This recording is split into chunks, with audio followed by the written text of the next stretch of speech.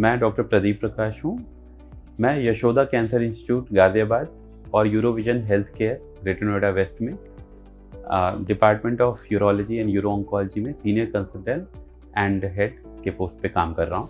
आज एक बहुत ही इम्पॉर्टेंट चीज़ जो कि हम बात करने वाले हैं, a blood test called PSA। PSA का फुल फॉर्म होता है प्रोस्टेट स्पेसिफिक एंटीजन।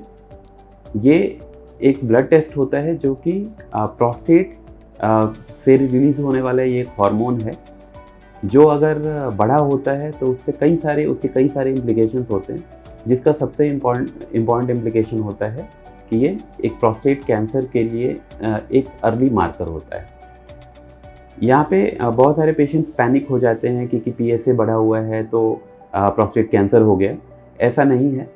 PSA कई सारी चीज़ों में बढ़ सकता है, जैसे प्रोस्टेट में अगर इन्फेक्शन है या किसी पेशेंट का अगर यूरिन रुक जाता है या अगर कोई प्रोस्टेट में सर्जिकल इंटरवेंशन किया जाता है, उन रीज़न से भी बढ़ सकता है।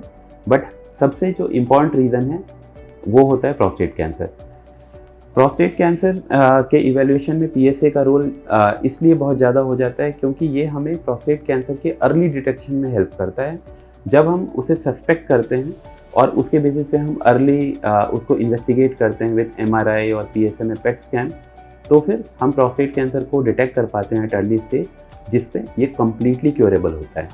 तो इसलिए मैं आपको ये सजेस्ट करना चाहूँगा कि अगर मान लीजिए कि कभी भी PSA की टेस्टिंग में आजकल रूटीन टेस्टिंग अवेलेबल है और ये रिकमेंडेड है कि 50 साल की उम्र के बाद हर every male patient should undergo PSA।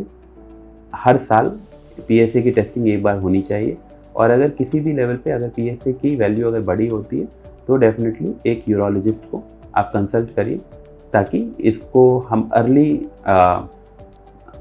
Evaluate करके और प्रोस्टेट कैंसर को अर्ली डिटेक्ट कर सकें अगर हो तो।